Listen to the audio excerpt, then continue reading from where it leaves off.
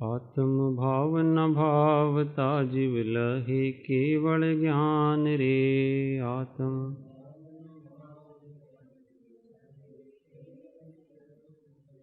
आत्म भाव न भावता जीव लहे केवल ज्ञान रे। आत्म भाव न आत्म भाव न भावता जीव लहे केवल ज्ञान रे। आत्म भाव न भावता जीव आत्म भाव न भावता जीव लहे केवल ज्ञान रे। आत्म भाव न आत्म भाव न भावता जीव लहे केवल ज्ञान रे। आत्म भाव न भावता जीव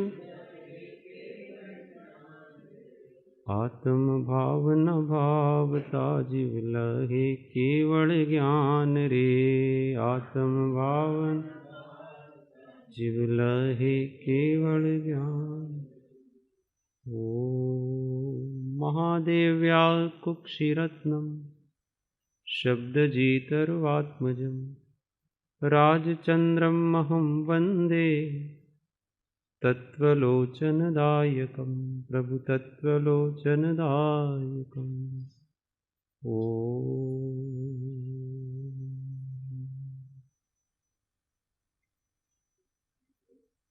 जय सच्चिदानंद।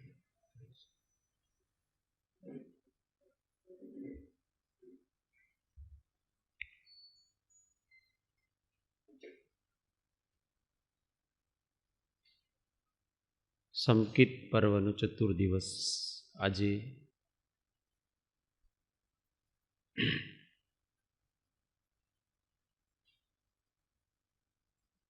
પૂજ્ય સાહેબજીને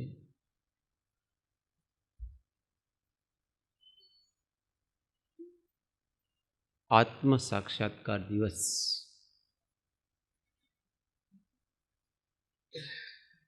આમાં વિદ્વાનોમાં ઘણા મતભેદ છે, એના ઉપર આજે વાત કરીશું.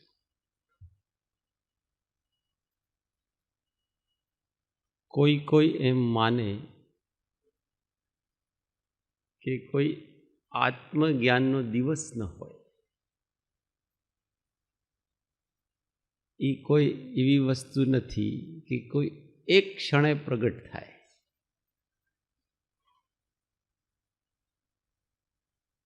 અને કોઈ માને કે એનો પણ સમય હોય, કોઈ ક્ષણે પ્રગટ થાય. બંનેમાં કોણ સાચા?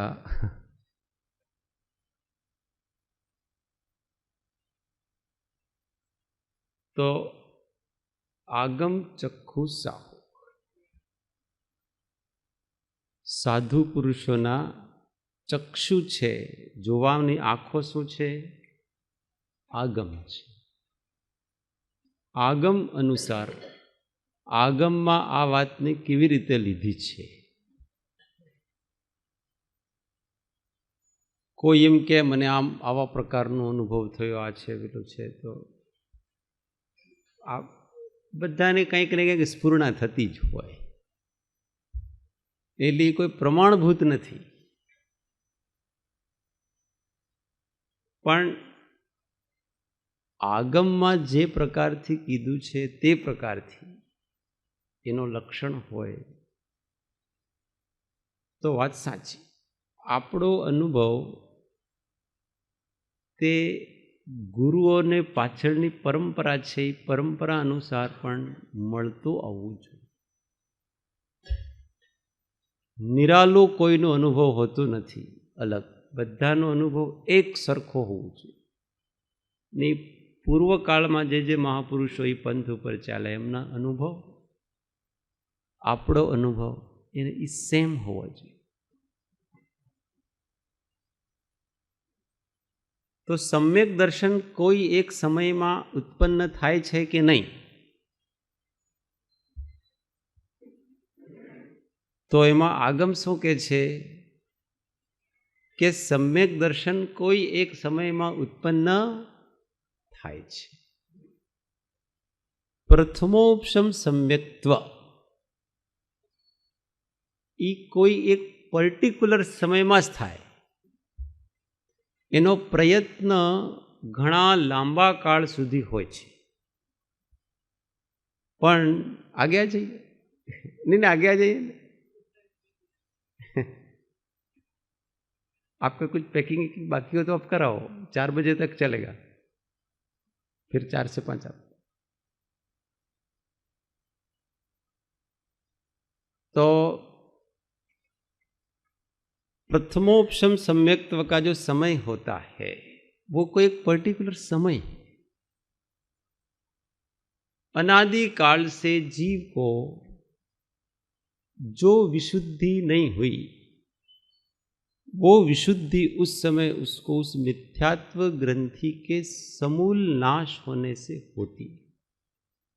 अब इसलिए दूसरा प्रश्न सामने आता है, उसका भी इसमें समाधान हो जाता है कि किसी को सम्यक दर्शन होता है तो अपने को पता पड़ता है कि नहीं.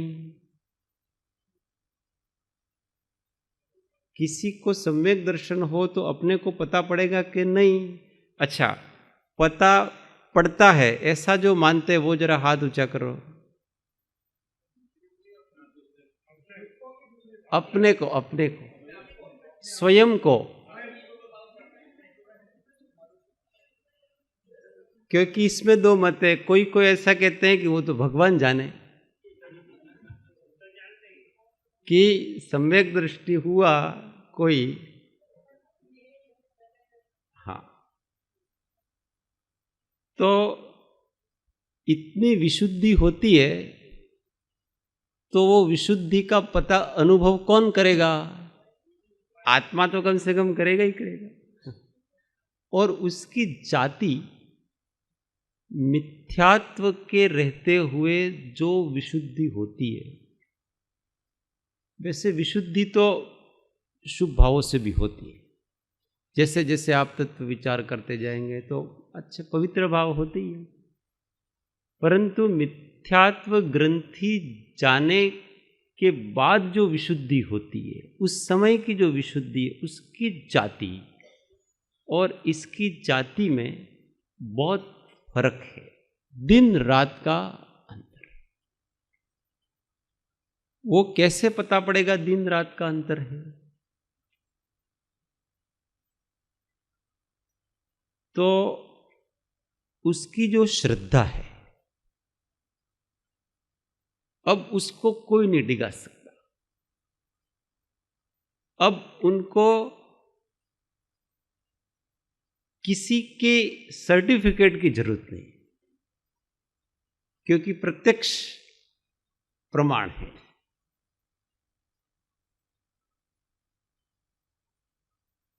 इसलिए सम्यक दर्शन का कोई एक पर्टिकुलर समय होता है और वो विशुद्धि का पता भी पड़ता है. अब तीसरी बात कि अपन जो विषय अभी चल रहा है, पंडित जी ले रहे हैं कि अतीन्द्रिय ज्ञान और इंद्रिय ज्ञान. तो जब सम्यक दर्शन होता है, मतलब मोह ग्रंथि जाती है, उस समय का जो अनुभव है, देखो सम्यक दर्शन अलग वस्तु है, अनुभव अलग वस्तु है. अनुभव है वो ज्ञान गुण की अपनी एक परिणति है.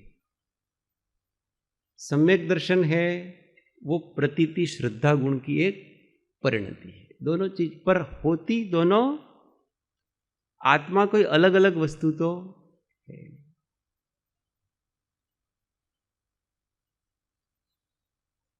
तो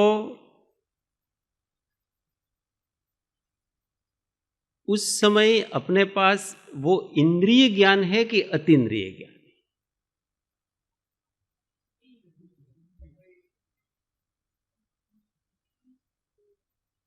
हाँ,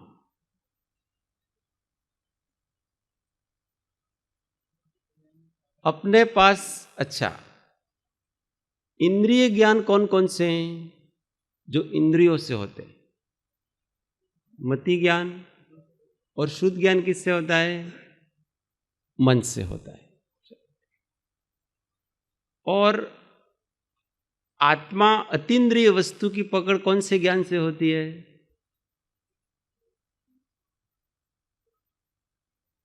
मति ज्ञान। मति ज्ञान से हो तो वो तो इंद्रियों से होता है। तो अपने पास जो ज्ञान है वो कौन से ज्ञान है? दो ज्ञान है, मति ज्ञान और श्रुति ज्ञान। अब उससे अपने अतीन्द्रिय आत्मा का अनुभव कैसे किया जाएगा? परोक्ष ज्ञान से प्रत्यक्ष अमूर्त वस्तु का अनुभव कैसे किया जाएगा? ये अपने पास प्रश्न है। साधन की बात कर रहे हैं अपने, कि वास्तव में ऐसा अनुभव होता है तो उसका साधन भी तो होना चाहिए। और हमारे पास अभी ज्ञान ही ज्ञाता का अनुभव करने का साधन है, और कोई तो साधन है नहीं। और हमारे पास जो दो ज्ञान है वो परोक्ष ज्ञान है, मति ज्ञान और श्रुति ज्ञान। परंतु इंद्रिय और मन की सहायता से मति ज्ञान होता है और शुद्ध ज्ञान इस मन से होता है। अब जो ज्ञान, अब मति ज्ञान और शुद्ध ज्ञान, ये दोनों क्या है? ज्ञान है। ये दोनों क्या है? ज्ञान। ज्ञान वास्तव में इंद्रियां नहीं है, ज्ञान मन नहीं है, वो तो उसकी सहायता लेता है।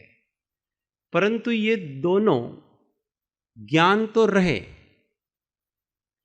परंतु वो जिसकी सहायता से ले रहे हैं वो वस्तु न रहे तो किसका ज्ञान होगा?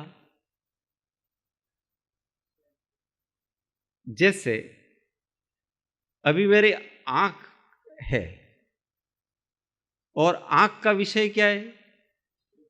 वर्ण। कान का विषय क्या है? शब्द। ये सब विषय है उसके। अब अपना मति ज्ञान हर समय रहता है, पर वो न तो किसी शब्द को विषय करे, न किसी भी प्रकार से वर्ण को विषय करे, न स्पर्श को विषय करे। अपने जितने विषय है उस सब को वो छोड़ दे करना। और मन है, श्रुत ज्ञान का, मन का विषय क्या है? श्रुति ज्ञान।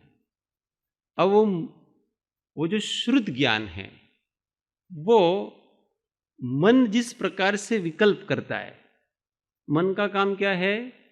विकल्प करना। क्या विकल्प करना? ये ऐसा है कि ऐसा है। ये किस प्रकार से? ये अलग अलग प्रकार की ईहा पैदा होती है ना, ईहा, अभी अवग्रह, ईहा इत्यादि जो बताए, वो सब इस मन के निमित्त से होती है। परंतु अगर वस्तु की स्पष्ट जानकारी हो जाए तो इसकी ईहा नहीं रहे। और मन जब विकल्प करना छोड़ दे, विकल्प करना कब छोड़ेगा मन? जब उसको वस्तु बराबर ख्याल में आएगी तो विकल्प नहीं रहेगा कि ये ऐसा है कि ऐसा।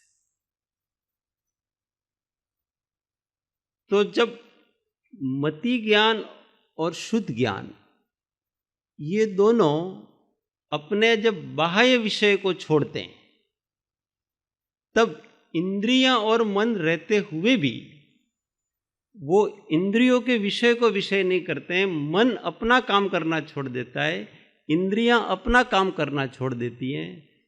उस समय वो मति ज्ञान और शुद्ध ज्ञान तो रहते हैं, इंद्रियां और मन तो रहती है, परंतु वो इंद्रिय ज्ञान नहीं है, मन का ज्ञान नहीं है। उस समय किसी न किसी वस्तु का तो अनुभव होगा। जब पांचों इंद्रियों का निरोध हो गया, इंद्रिय विषयों का, और मन के संकल्प विकल्पों का निरोध हो गया, इसके बाद कुछ न कुछ अनुभूति तो होगी कि नहीं? तो किसकी अनुभूति होगी? वो स्व की अनुभूति है।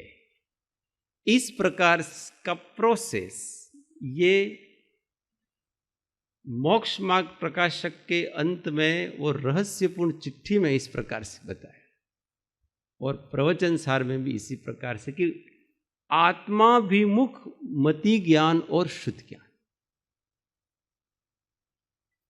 मति ज्ञान और शुद्ध ज्ञान के द्वारा ही आत्मा की अनुभूति होती है, परंतु वो कैसा होना चाहिए? आत्मा भी मुख। क्योंकि मन है वो अमूर्त को भी विषय कर लेता है। श्रुत ज्ञान 6 द्रव्यों का होता है कि नहीं? श्रुत ज्ञान 6 द्रव्यों का होता है। 6 द्रव्यों का अपन ज्ञान करते हैं कि ये जीव है, ये पुद्गल है, तो सभी द्रव्यों को धर्मास्तिकाय, अधर्मास्तिकाय, आकाश काल, इन सब का ज्ञान कौन कर लेता है? श्रुत ज्ञान कर लेता है। और मति ज्ञान के बिना श्रुत ज्ञान होता नहीं। सहज स्फुरित जो इनका ज्ञान है वो मति ज्ञान है, उसके ऊपर विशेष विचारणा वो श्रुत ज्ञान है। तो वो उसको अगर हम विषय स्व का दिया जाए, बाह्य विषयों को छोड़ दिया जाए, तो वो अंतर्मुख होकर के अपने स्व को पकड़ेगा, और उसी का नाम आत्मा अनुभव ऐसा कहते हैं। ऐसा नहीं है कि वहां सर्वथा बिल्कुल ही विकल्प विचारने पर अपनी बुद्धि में नहीं आते और विषयों का निरोध हो जाता है, चंचलता नहीं रहती है, इसलिए एक विशिष्ट प्रकार के आह्लाद की अनुभूति होती है।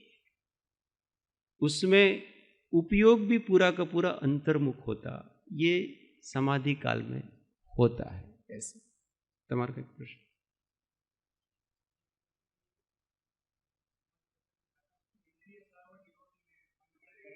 हाँ, इंद्रिय सर्व निरोधी ने मन करीने अविरोध।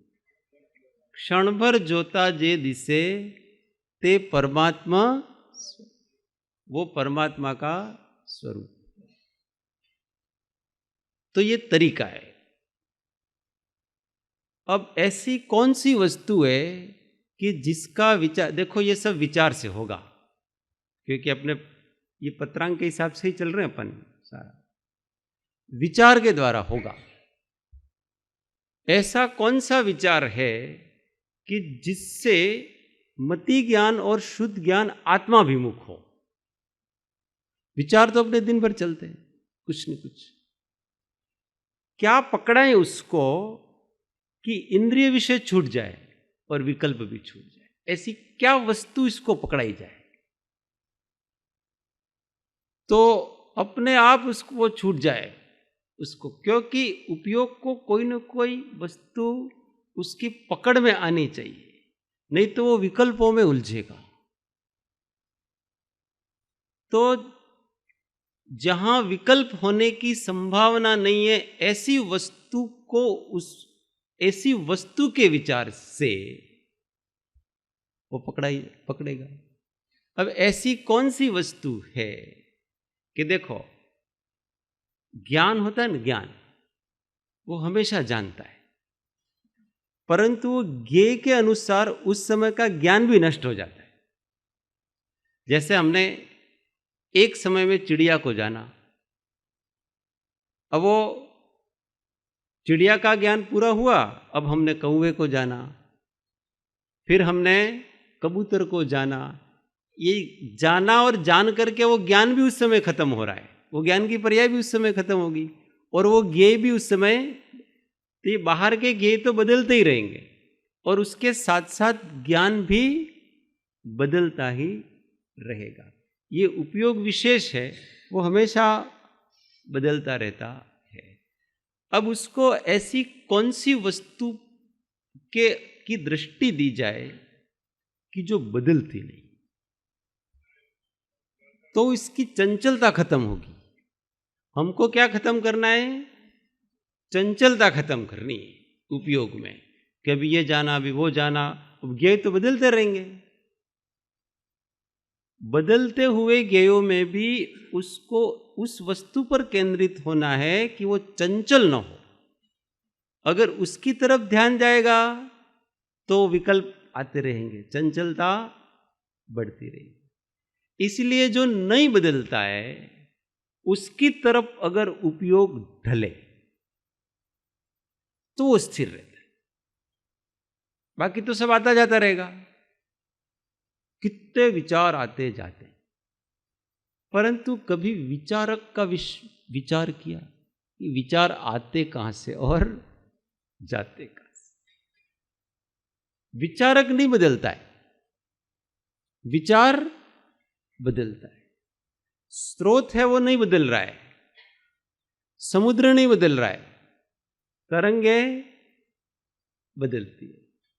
अगर समुद्र की ओर ध्यान रहे तो तरंगे आती जाती रहे पर वो विचलित नहीं करेंगी। समुद्र अपना समुद्रपना नहीं छोड़ता है, उसका गांभीर्य छोड़ता नहीं।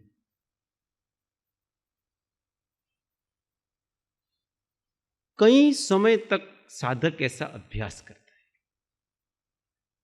ये बाकी का ज्ञान तो एक उस वस्तु का दृढ़ श्रद्धान और प्रतीति करने के लिए, पकड़वाने के लिए है कि जो हमेशा है, सहज है, सर्वत्र प्राप्त है, सुगम है, हर हमेशा हम जिसकी उपलब्धि कर सकते हैं, और जो अनादि से है, और जो अंतहीन अनंत काल तक रहेगा, और जो प्रत्यक्ष वर्तमान में भी है।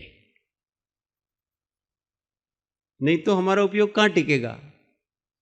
कोई काल्पनिक वस्तु के ऊपर उपयोग टिकता नहीं तो वो कल्पनाएं ही जागेगी। पर जहां हमारा उपयोग टिकाना है वो वर्तमान में होना चाहिए।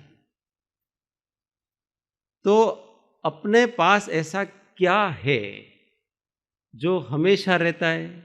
पहले भी था, अभी भी है, बाद में भी रहेगा, हर समय रहेगा, किसी समय उसका अभाव नहीं होगा, और वहां अन्य किसी प्रकार की आकुलता नहीं है, वहां अन्य प्रकार का कोई विकल्प नहीं है।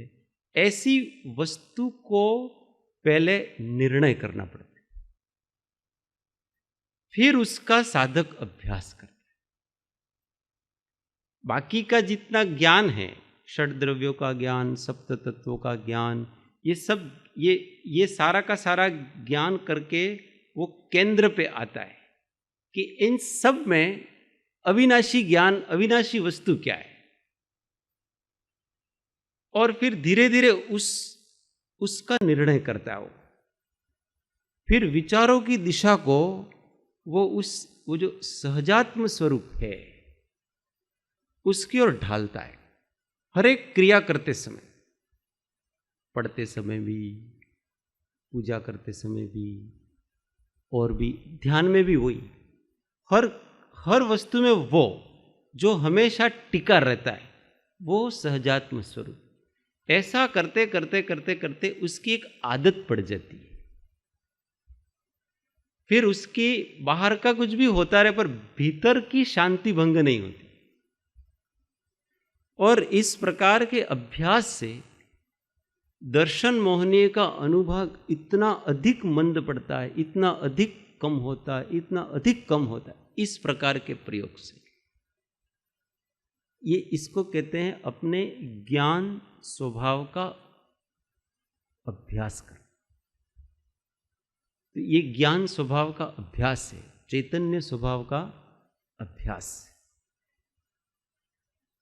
इसलिए पदार्थ को समझ करके निर्णय करना कि इन सब में मैं कौन हूं, और फिर बार बार उसकी ही भावना करना, उसकी ही भावना करना, उसकी ही भावना करना। उपयोग को टिकाने के लिए अन्य का अपने को सबका आश्रय लेना है, अलग अलग प्रकार की भावनाएं वगैरह, परंतु ध्येय का हमेशा ध्यान रहना चाहिए। और ऐसा करते करते करते करते करते करते एक दिन वो उसके इतने नजदीक पहुंच जाता है कि उसको वो जो स्व है उसकी स्पष्ट अनुभूति होती कि ये मैं। ये अभ्यास करना पड़ता है पहले 7 तत्वों का वगैरह, पर उस सच्चे मैं को नित्य स्व को वो अभ्यास दृष्टि में रखता है कि हमेशा सुबह से लेकर के शाम तक कुछ न कुछ करता रहता हूँ, पर उन सब में मैं हमेशा रहता हूँ, उस नित्य सत्ता का अभ्यास करता। ये इसका अभ्यास करना, इसका जितना हम अभ्यास करेंगे तो हम ठहरते जाएंगे। बाहर की परिस्थितियां हमारे लिए कोई मायने नहीं रखी। हर घटना आएगी चली जाएगी, आएगी चली जाएगी, और निरंतर वो एक जिसको कहते हैं निरंतर उदासीनतानो क्रम, वैसे होते हैं। फिर बाहर का कोई फर्क नहीं पड़ता है, दुनिया कहाँ जा रही है, कैसे जा रही है, सब बदल रहा है। यहां पर हर क्षण सब बदलता है। ये ध्रुव स्वभाव का, द्रव्य स्वभाव का अभ्यास है। इसका पहले बहुत दृढ़ अभ्यास करना पड़ता है, और अभ्यास करने के बाद फिर धीमे धीमे ठहराव आता है। पूरे जीवन में ठहराव आए। ठीक है, अपनी भूमिका अनुसार कर्म के उदय भी आएंगे, सब आएंगे, पर धीमे धीमे धीमे धीमे उसका सारा जीवन एक स्व की तरफ ढल जाता है। और फिर जब काल लब्धि आती है, ये तो अभ्यास है। मोक्ष मार्ग प्रकाशक में स्पष्ट लिखा है, ये सारे प्रयत्न करने के बाद भी किसी को सम्यक दर्शन हो तो हो और नहीं हो तो नहीं हो। ये तो सब भवितव्य है, पर इसका अभ्यास इस प्रकार का स्वलक्षी होता है। और अभ्यास सही है, कारण सही दिया जाएगा तो कार्य अवश्य ही होगा। तो इस प्रकार का अभ्यास करते करते करते करते करते करते एक दिन साहिब जी को ये अभ्यास पूर्ण हुआ, और इस प्रकार के चैतन्य चमत्कार की स्पष्ट झांकी हुई। इसमें किसी प्रकार से कोई विरोध नहीं है, न आगम में विरोध है, न अन्य किसी प्रकार से विरोध है। किसी प्रकार से इसका कोई विरोध होता नहीं है। जो भी इस प्रकार का अभ्यास करेगा उसको उसी प्रकार की अनुभूति होगी। फिर इस प्रकार की एक बार स्पष्ट अनुभूति हो जाती है, प्रगाढ़ अनुभूति हो जाती है, तो वो जानी कठिन है। फिर बहुत अधिक कुसंग में पड़ जाए तो हो सकता है वो वमन होना, ये बहुत अधिक फिर भी कठिन है, उसका जाना बहुत कठिन है। प्रयत्न करे वो तो भी कठिन है उसका जाना। ये इस प्रकार की वो उसका एहसास बना ही रहता, सबसे ऊपर वो आता है सारी चीजें। कोई अपने जीवन में कोई बहुत खतरनाक घटना घट गई हो ना, एकदम दुखांतिका, जिसको आपने आपके सामने किसी की हत्या कर दी हो, किसी को काट डाला हो, किसी बच्चे को गर्दन उड़ा दी हो, ऐसी घटना कोई बनी हो तो आप कभी जीवन में भूल नहीं सकते इसे। ऐसा ये एक प्रगाढ़ चैतन्य का एक अनुभव जो होता है, और उस घटना का प्रभाव इतना जबरदस्त होता है कि सहज फिर वृत्ति और वो जो मति और शुद्ध ज्ञान है, वो जो हमेशा आत्माभिमुख बने रहते हैं। तो आंशिक रूप से उस मति शुद्ध ज्ञान का आत्माभिमुख बना रहना, वो उस प्रतीति के साथ वो अनुभूति भी सतत चलती है। और फिर बाहर के काम भी सब उदय के अनुसार और उसके कर्म के अनुसार और उसके पुरुषार्थ के अनुसार बाहर के काम भी सब चलते हैं। जब तक वो प्रतीति रहेगी तब तक वो अनुभूति भी रहेगी, जब तक ऐसी अनुभूति है तब तक वो प्रतीति भी रहेगी, और जब प्रतीति समाप्त होगी वो अनुभूति भी समाप्त हो जाएगी। तो आज के दिन ऐसे इस काल में दुर्लभ ऐसे उस पवित्र चित्त चमत्कार रूप सम्यक्त्व पर्याय को जिन्होंने अपने हृदय में प्रकट किया है, प्रकाशित किया है अपूर्व पुरुषार्थ के बल से, ऐसे महात्मा पूज्य श्री को अपन बारंबार नमस्कार करते हैं। और हम भावना करते हैं कि उनका स्पर्श, उनका संग जिनको हुआ है, उन सब के जीवन में ये घटना घटे ये कोई एक दिन का काम नहीं है, परंतु इसी देह के चलते सभी को इस प्रकार के अपूर्व अवसर का लाभ हो, उसके लिए जो पुरुषार्थ करना पड़े उस पुरुषार्थ को अपन ईमानदारी से और प्रामाणिकता से करें तो अपने भी हो सकता है। ऐसी हम भगवान से प्रार्थना करते हैं और पंच परमेष्टि से प्रार्थना करते हैं। इसी के साथ आज का अपना सेशन पूरा करते हैं। पंडित जी ओम। उन्होंने पूछा कि ये सम्यक दृष्टि आत्मा है वो कैसे पता पड़ेगा? पंडित जी जवाब देंगे उनका। अपना सेशन पूरा। ओम